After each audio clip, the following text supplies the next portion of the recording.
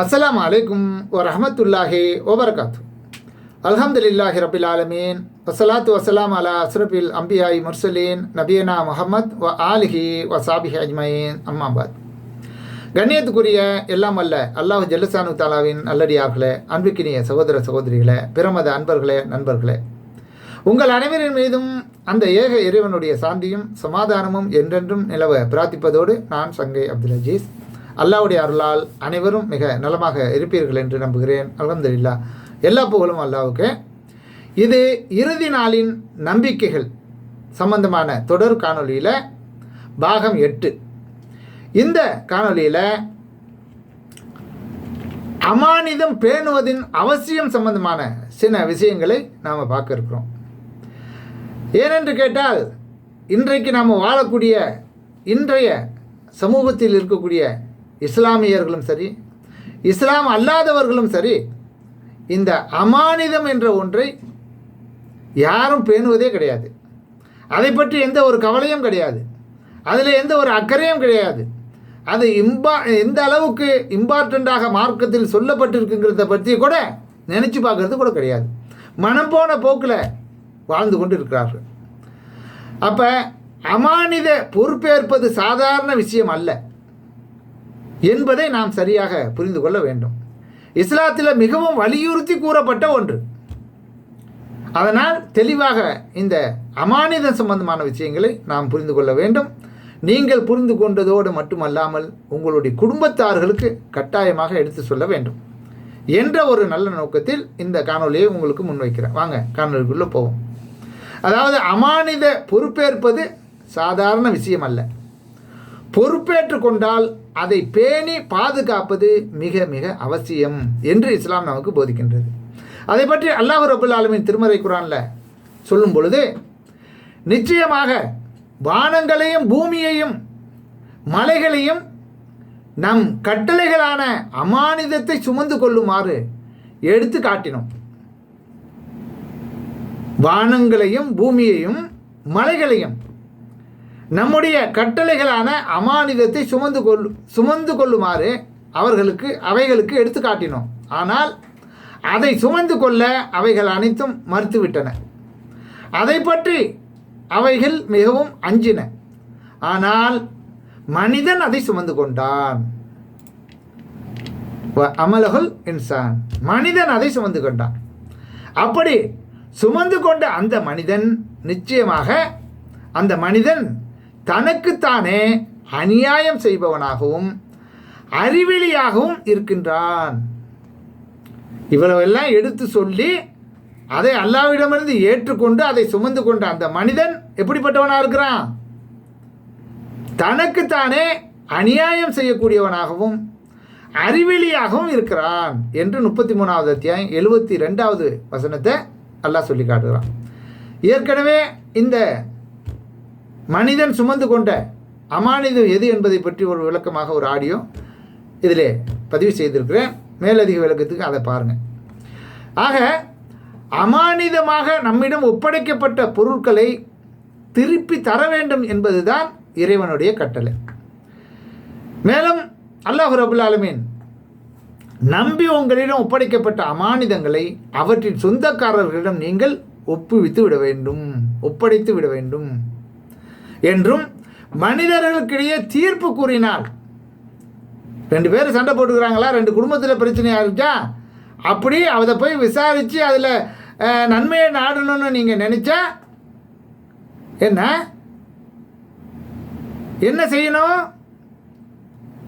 நியாயமாக, யாருக்கும் அடிப்படத்துக்கோ வேற இன்னும் பல சுய லாபத்துக்காக என்ன பண்ணிடக்கூடாது, நியாயத்தை மறைச்சிடக்கூடாது. அதனால் மனிதர்களிடையே நீங்கள் தீர்ப்பு கூறினால் நியாயமாகவே தீர்ப்பு கூற வேண்டும் என்றும் உங்களுக்கு நிச்சயமாக அல்லாஹ் கட்டளையிடுகிறான்.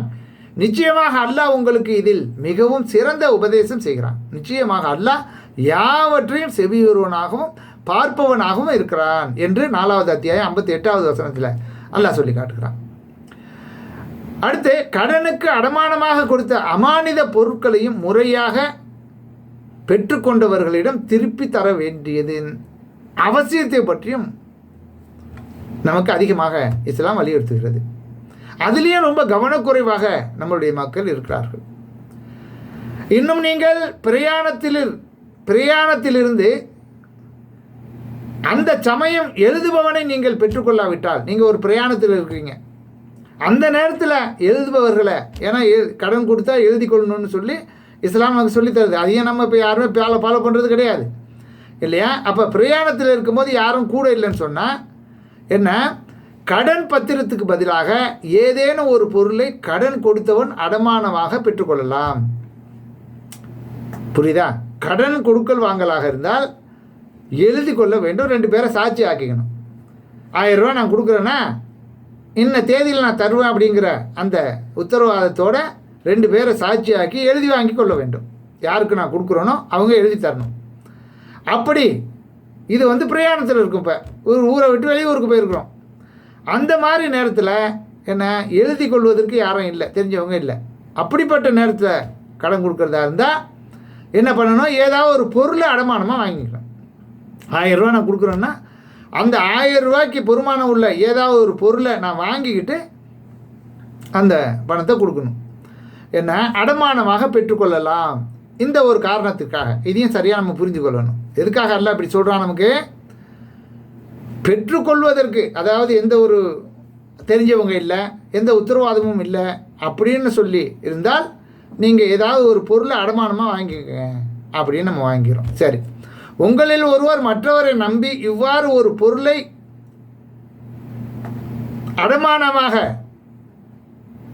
வைத்து கொண்டால், யாரிடத்தில் அமானிதம் வைக்கப்பட்டதோ, யார்கிட்ட அமானிதமாக கொடுக்கப்பட்டு இருக்கிறதோ அவன் அதனை ஒழுங்காக திருப்பி கொடுத்து விட வேண்டும். இப்போ நான் ஒரு 1000 ரூபா பணம் கொடுக்குறேன், அதுக்கு பொறுமானமாக ஒரு அமானிதமான ஒரு பொருளை நான் வச்சுருக்கேன்.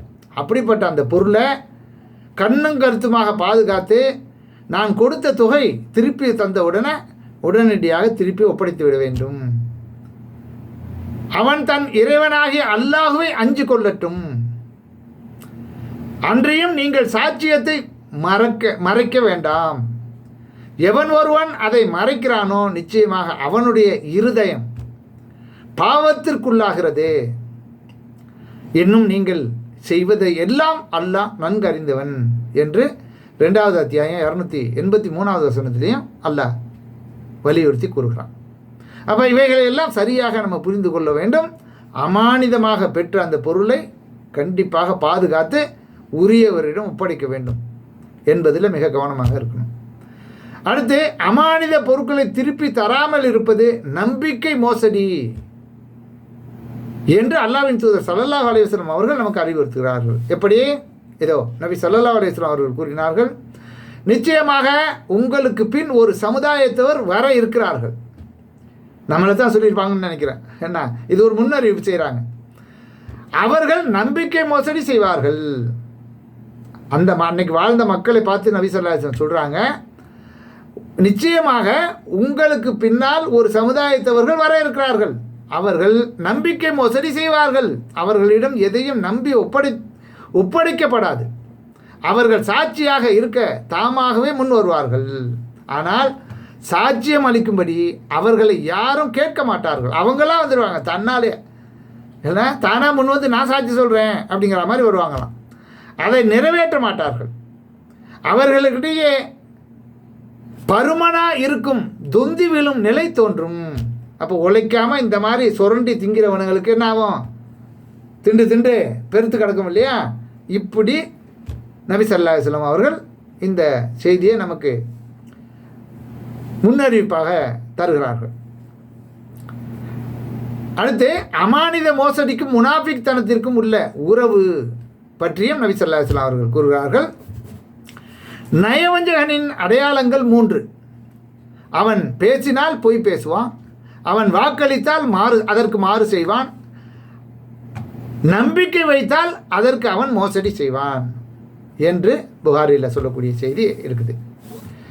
இப்படியெல்லாம் நபி ஸல்லல்லாஹு அலைஹி வஸல்லம் அவர்கள் எவ்வளவு அற்புதமான முறையில் இது உண்மையிலேயே அல்லாஹ்வுடைய மார்க்கம்தான், அவர்கள் அல்லாஹ்வுடைய தூதர் தான் என்பதை, இந்த சாராம்சங்களின் கருத்துக்களை நீங்கள் உள்வாங்கி சிந்தித்தால் நிச்சயமாக அஷஹது அன்ன முஹம்மதன் அப்துஹு ரசூலுங்கிறதுல உறுதியாக நீங்கள் இருப்பீங்க.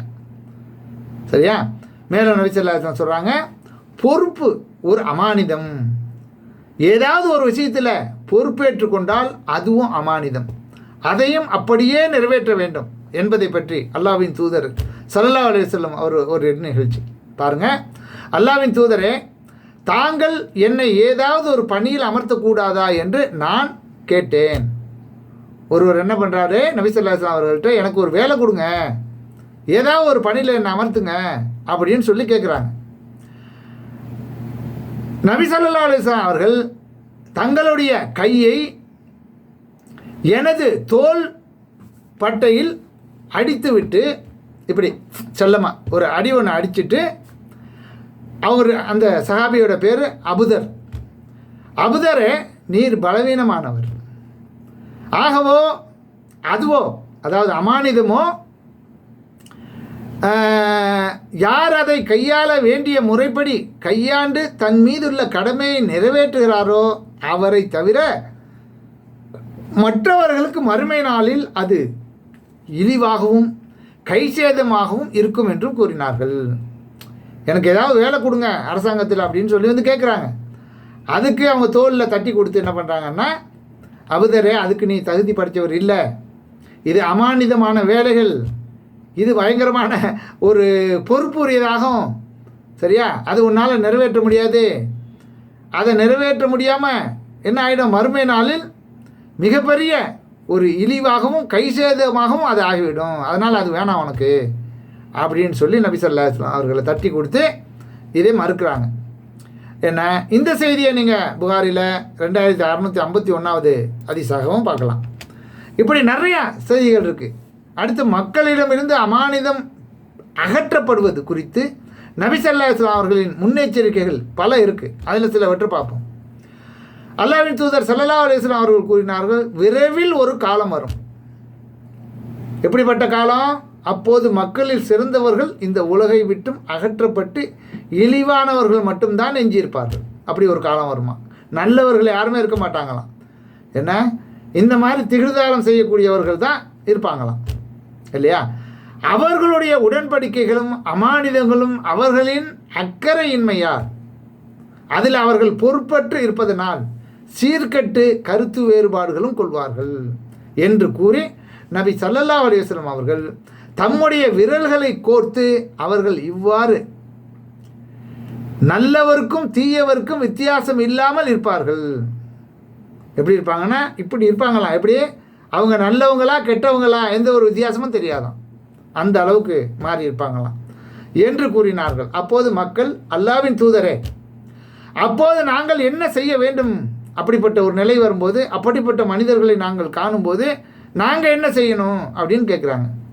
நீங்கள் எதை உண்மை என்று அறிந்துள்ளீர்களோ அதை எடுத்துக்கொண்டு எதை பொய்யென்று மறுக்கிறீர்களோ அதை விட்டு விடுங்கள். அதில் எது உண்மைன்னு உங்களுக்கு தெரியுதோ அதில் உறுதியாக நில்லுங்க. பொய்யான விஷயத்தை விட்டு விலகி விடுங்கள். பொதுமக்களின் காரியங்களை விட்டுவிட்டு உங்களுக்கு நெருங்கியவர்களின் விஷயத்தில் ஈடுபடுங்க என்று அவர்களுக்கு அறிவுரை கூறியதாக அப்துல்லா பின் அம்ரு பின் அல் ஆஸ் ரலியல்லாஹு அன்ஹு அவர் அறிவிக்கக்கூடிய இந்த செய்தி அபுதாவுதில் 3779வது ஹதீஸாக நீங்கள் பார்க்கலாம். அல்லாஹ்வின் தூதர் ஸல்லல்லாஹு அலைஹி வஸல்லம் அவர்கள் எங்களுக்கு நம்பகத்தன்மை தொடர்பாக 2 செய்திகளை கூறினார். 2 செய்திகள் சொன்னாங்களாம். என்னது? அவற்றில் ஒன்றை நான் வாழ்நாளிலேயே பார்த்து விட்டேன். அதை அறிவிக்கக்கூடிய சஹாபி சொல்கிறாரு, அவங்க சொன்ன அந்த 2ல் ஒன்றை என்னுடைய வாழ்நாளிலே நான் பார்த்துட்டேன், மற்றொன்றை எதிர்பார்த்து இருக்கிறேன். ஒரு செய்தி என்னவென்றால், இயற்கையாகவே மனிதர்களின் ஆழ் மனதில் அமானத் எனும் நம்பகத்தன்மை இடம் பிடித்தது. பின்னர் அவர்கள் குர்ஆனிலிருந்தும் அதை அறிந்து கொண்டார்கள். பிறகு சுன்னாவிலிருந்தும் அதை, நபி வழியிலிருந்தும் அதை அறிந்து கொண்டார்கள். நபி அவர்கள் கூறிய இதை நான் பார்த்து விட்டேன். அந்த காலத்தில் வாழ்ந்த மக்கள்கிட்ட இதை பார்த்தாராம், அப்படி இருந்தாங்களாம். 2வது செய்தி அந்த நம்பகத்தன்மை அகற்றப்படுவது தொடர்பானதாகும். மனிதன் ஒரு முறை உறங்குவான், உறக்கத்திலேயே அவனது உள்ளத்திலிருந்து அந்த நம்பகத்தன்மை சிறிது கைப்பற்றப்படும். அதை அடுத்து அது அகற்றப்பட்டதன் அடையாளம் சிறு கரும்புள்ளி அளவுக்கு அவனில் தங்கிவிடும், அவனிடம் இடம்பெற்றுவிடும். பிறகு மீண்டும் ஒரு முறை அவன் உறங்குவான். அப்போது மறுபடியும் அது கைப்பற்றப்படும். இம்முறை அது அகற்றப்பட்டதன் அடையாளம் காய்ப்பு அளவுக்கு அவனில் நிலைத்துவிடும். இவ்வாறு முதலில் நம்பகத்தன்மை என்றும் ஒளி உள்ளத்தில் ஏற்றப்பட்டு பிறகு சிறிது சிறிதாக அது அணைக்கப்படுவது காலில் தீக்கங்கை உருட்டிவிட்டு அதனால் கால் கொப்பளித்து உப்பி விடுவதை போன்றதாகும். பார்வையில் அது உப்பி பெரிதாக தெரியுமே தவிர அதனும் ஒன்றும் இருக்காது, அதனுள் ஒன்றுமே இருக்காது. பின்னர் காலையில் மக்கள் தங்களுக்கிடையே கொடுக்கல் வாங்கல் செய்து கொள்வார்கள். ஆனால் அவர்களில் யாருமே நம்பிக்கை காப்பாற்ற முயற்சி செய்ய மாட்டார்கள். இன்னாருடைய மக்களில் நம்பிக்கையான ஒருவர் இருக்கிறார் என்று தேடி கண்டுபிடித்து சொல்லப்படும் அளவுக்கு நம்பிக்கைக்குரியவர்கள் மிகவும் அரிதாகி விடுவார்கள். மேலும் ஒருவரை பற்றி அவருடைய அறிவுதான் என்ன, அவருடைய விவேகம்தான் என்ன, அவருடைய வீரம்தான் என்ன என்று சிலாகித்து கூறப்படும், பேசிக்கொள்வார்கள். ஆனால் அந்த மனிதருடைய உள்ளத்தில் கடுகளவு கூட ஈமான் நம்பிக்கை இருக்காது. இதை ஹுதைபார் ரலியல்லாஹு அன்ஹு அவர்கள் அறிவிக்கக்கூடிய இந்த செய்தியை நீங்கள் புகாரில் 6497வது ஹதீஸாக பார்க்கலாம். இப்படியெல்லாம் நிலைகள் ஏற்படும் என்பதை நபி ஸல்லல்லாஹு அலைஹி வஸல்லம் அவர்கள் முன்னறிவிப்பு செய்து விட்டார்கள். ஏன் அப்படி முன்னறிவிப்பு செய்தார்கள்? அதை எதற்காக முன்கூட்டியே நமக்கு பதிவு செய்தார்கள்? நாம் சிந்திக்கணுமா இல்லையா? அதை பற்றி ஏதாவது கவலைப்படுறோமா? அதிலேருந்து பெற வேண்டிய பாடங்களை நம்ம பெற்றுக்கொண்டு இருக்கிறோமான்னா இல்லை. அலட்சியமாக ஏதோ இந்த காதில் வாங்கி இந்த காதில் விட்டுட்டு நம்ம வேலையை பார்த்துக்கிட்டே இருக்கோம் இல்லையா? அதனால் அமானிதம்ங்கிறது மார்க்கத்தில் மிக மிக முக்கியமான ஒன்று. இதை பற்றி ஏராளமாக இருக்குது. ஒரு சில செய்திகளை தான் உங்களுடைய கவனத்துக்கு இதில் பதிவு செய்கிறேன். வீடியோ 17 நிமிடத்தை தாண்டி விட்டது. எனவே இதில் இன்னும் அதிகமான விளக்கங்களை இதோடைய டிஸ்கிரிப்ஷனில் ஆதாரத்தை பதிவு செய்கிறேன். அதையும் படித்து விடுங்கள். தெளிவாக இவைகளை புரிந்து கொண்டு அதன்படி செயல்பட முயற்சி செய்யுங்கள். அல்லாஹ் அதற்கு அருள் புரிய அல்லாஹ்விடமே நான் பிரார்த்திக்கிறேன். நன்றி. தேங்க்ஸ் ஃபார் வாட்சிங். ஜஸாக்கல்லாஹ் ஹைரன்.